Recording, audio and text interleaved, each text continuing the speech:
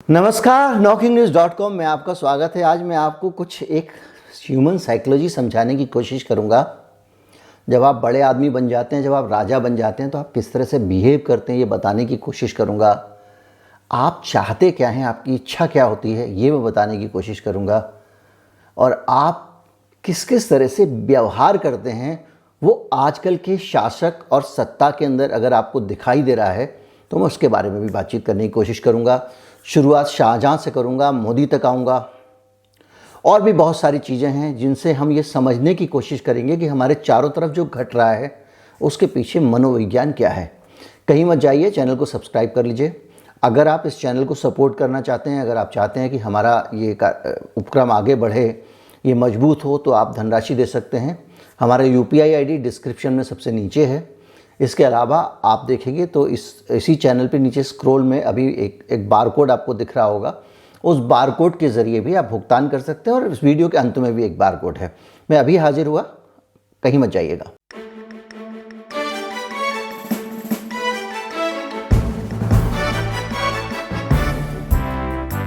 आप शाहजहाँ को किस लिए जानते हैं? शाहजहाँ को आप उसकी पोशाक से जानते हैं, क्योंकि उसके पास में वो सिर पे अपने पंख लगा के रखता था, हाथ में कुछ बाज लिए रहता था, उसकी एक टोपी थी।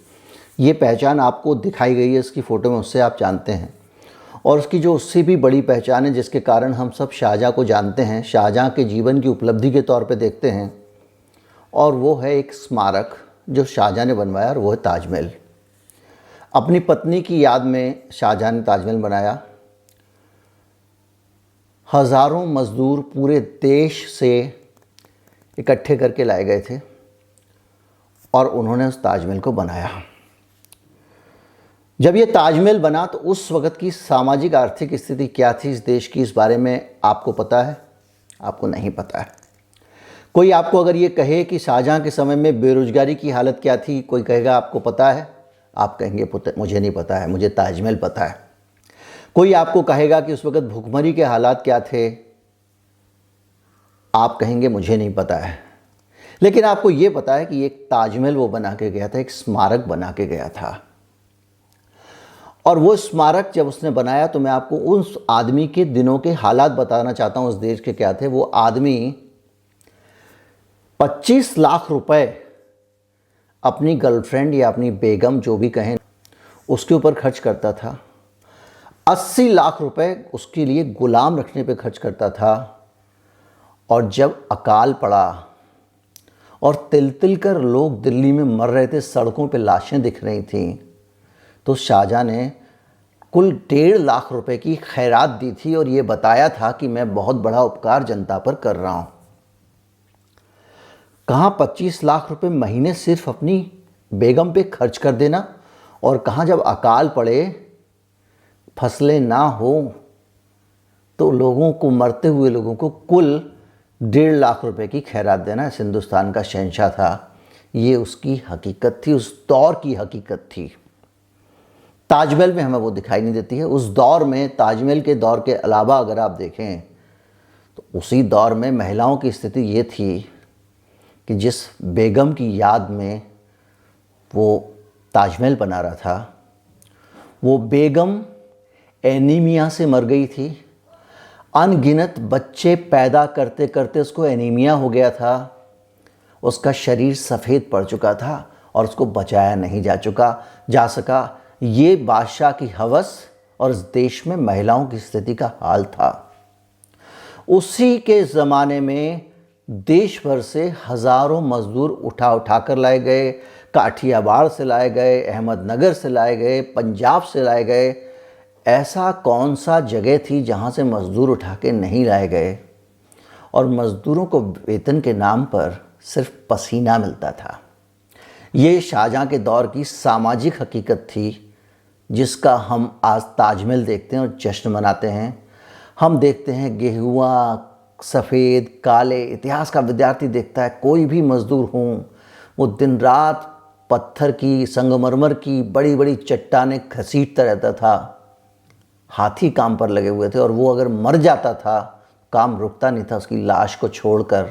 लोग काम में लग जाते थे, गुलामों को जंजीर में बांध के काम कराया जाता था। ये इतिहास में लिखा हुआ है और वामपंथी इतिहासकारों ने लिखा है। तो ये सारी चीज़ें जब आप देखते हैं, मिलाते हैं, तो आपको एक साइकोलॉजी समझ में आती होगी कि जो बादशाह होता है उसकी सिर्फ एक हसरत होती है कि लोग उसको याद रखें कि वो बादशाह था। और बादशाह जानता है कि वो जनता के साथ कैसे पेश आ रहा है। इतिहास में ये लोग कम पढ़ेंगे, लेकिन वो जो नमूने बनाकर चला जाएगा वो आपके लिए स्मारक बनाकर चला जाएगा, उसको लोग याद रखेंगे। आज के दौर के बादशाह थोड़े से फ़र्क हैं। उनको लगता है कि मैं नए नए नमूने क्यों बनाऊं, कौन बनाऊं, कैसे बनाऊं। तो वो कोशिश करते हैं। एक नमूना उन्होंने बना दिया गुजरात में, सरदार पटेल की मूर्ति। 3,000 करोड़ रुपए उस पर खर्च हुए। बेगम पर वो भी 25 लाख खर्च करते थे। 3,000 करोड़ रुपए खर्च हुए और उस पर जो है 100 करोड़ की भी कमाई नहीं हुई है उसकी अभी तक।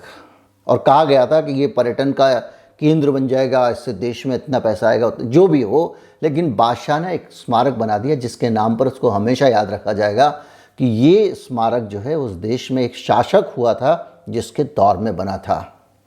लेकिन कितनी पटेल की मूर्तियाँ बनाएंगे? आखिर में आपको कुछ ऐसा भी चाहिए जिसके कारण आपका मन नहीं भरता। आप शहंशाह होते हैं, आपका मन नहीं भरता। आप चाहते हैं हर जगह मैं कहीं ना कहीं अपनी निशानी छोड़ दूं, जहाँ जहाँ जाऊँ मैं अपनी निशानी छोड़ दूँ, ताकि मेरी खुशबू बदबू आए और लोग पहचान जाएं कि ये टेरिटरी मेरी है, यहाँ से मैं गुजरा था।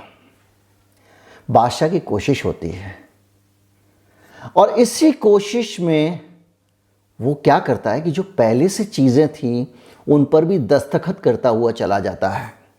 सेंट्रल विस्टा बन रहा है, 971 करोड़ रुपए उस पर खर्च होने वाले हैं और 8 करोड़ रुपए उसके एवेन्यू पर खर्च होने वाले हैं। और ये 608 करोड़ रुपए और 971 करोड़ रुपए जो खर्च हो रहे हैं, और ये सारे के सारे पैसे सिर्फ इस बात के लिए खर्च हो रहे हैं कि इस देश में एक प्रधानमंत्री हुआ था जिसने संसद भवन नया बनाया था। पहली बार उसने संसद भवन बनाया था। लेकिन इतिहास आपको सेंट्रल विस्टा से नहीं जानता है। कहाँ पे पंडित नेहरू ने भाषण दिया था, कहाँ सरदार पटेल बैठते थे, कहाँ कहाँ कौन कौन से कानून बने थे, अंबेडकर साहब ने संविधान सभा की बैठक कहाँ की थी। इसको आप नई इमारत में नहीं देख सकते। ये एक इतिहास है, ये हमारा अतीत है, हमारी पहचान है, जो उसके अतिरिक्त और ओरिजिनल स्वरूप में ही दिखाई देगी। लेकिन उस स्वरूप में शहंशाह का अपना दस्तखत नहीं होगा, उसकी सील नहीं लगी होगी। जलियांवाला बाग आप जाते हैं तो वहाँ की दीवारें गवाही देती थी कि अंग्रेज़ों ने किस तरह से उसे एक पतले से गलियारे में फ़ौज घुसाकर लोगों को गोलियों से भून दिया था। आप उस कुएं में झांक कर देखते थे जिसमें हज़ारों औरतों ने कूद कर जान दे दी थी। अपनी जान बचाने के लिए लोग कूदे थे, उसमें बच नहीं सके थे।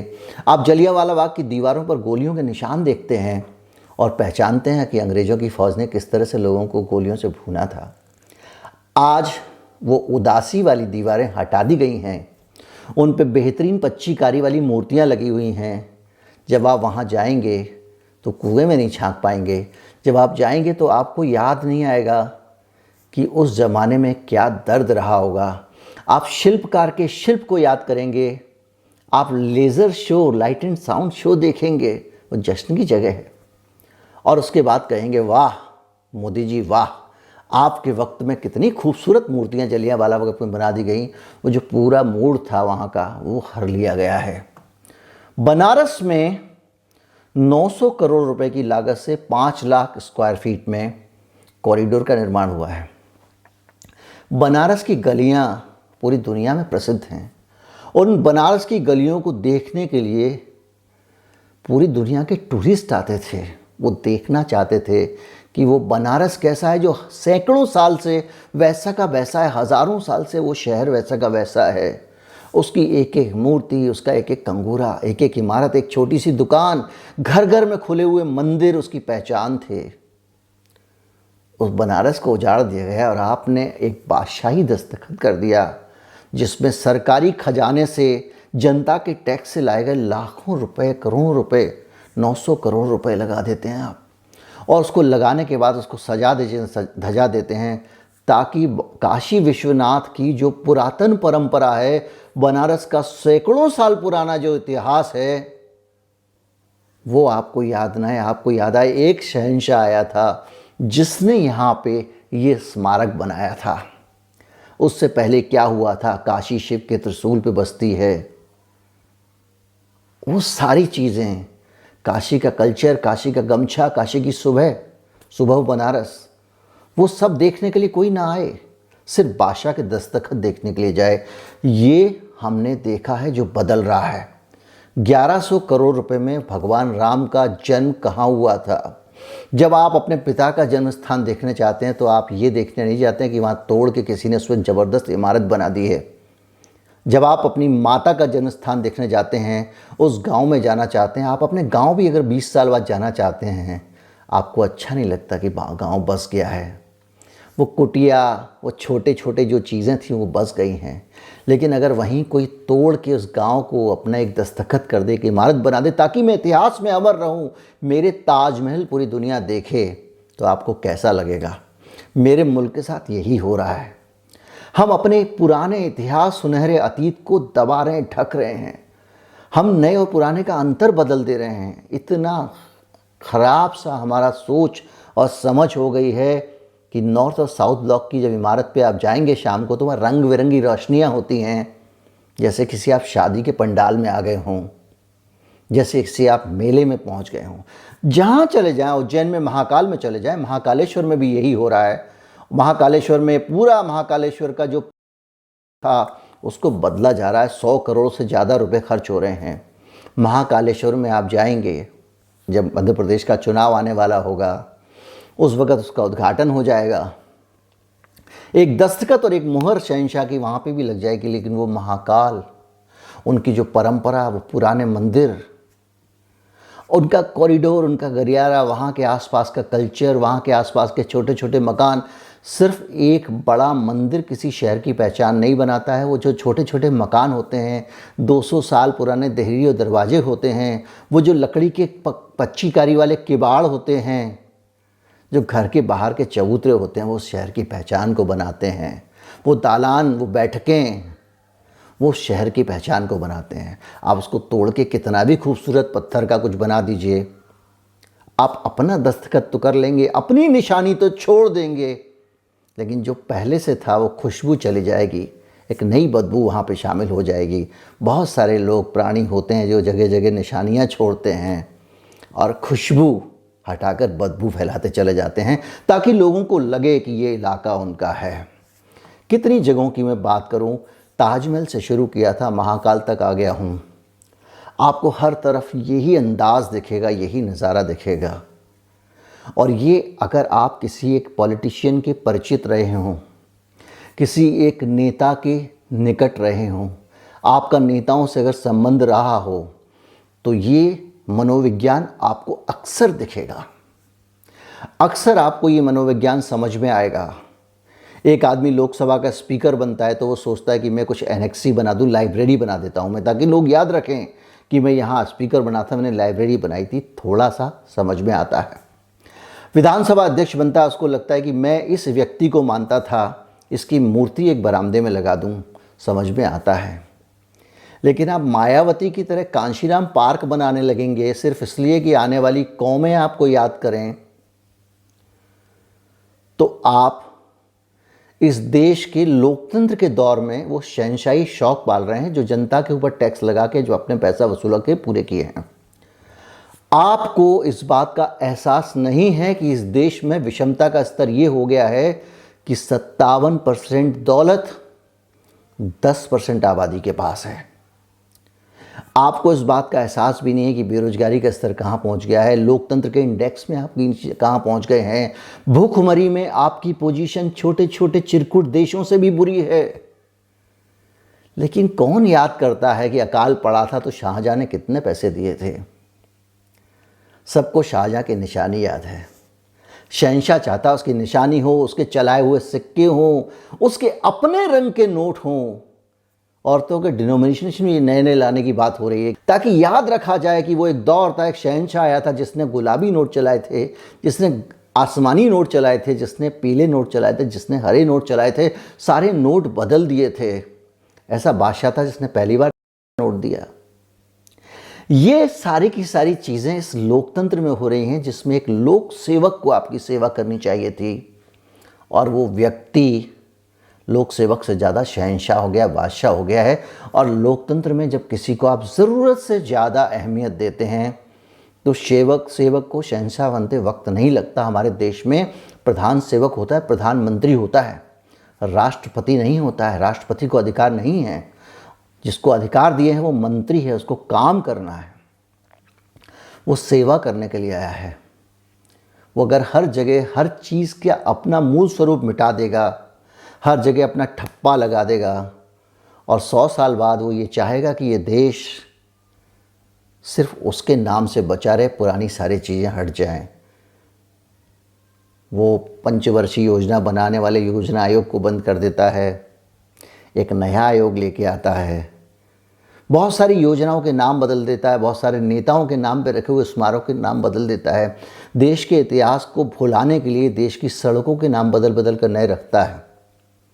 तो आप अंदाज़ा लगाइए कि मानसिकता क्या है, ये कौन सी मानसिकता है। ये सिर्फ शाहजहाँ की मानसिकता नहीं है, सारे सम्राटों की मानसिकता है।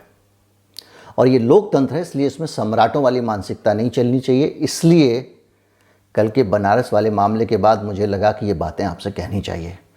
उम्मीद करता हूँ कि मेरा ये प्रोग्राम, ये शो, ये वीडियो आपको अच्छा लगा होगा। अच्छा लगा हो तो ज़्यादा से ज़्यादा लोगों तक पहुँचाएँ, ताकि देश में लोग समझ सकें कि हम लोकतंत्र को कहाँ से कहाँ ले आए हैं, किस तरह से लोकतंत्र व्यक्तिपरक हो गया है। नमस्कार, जय हिंद।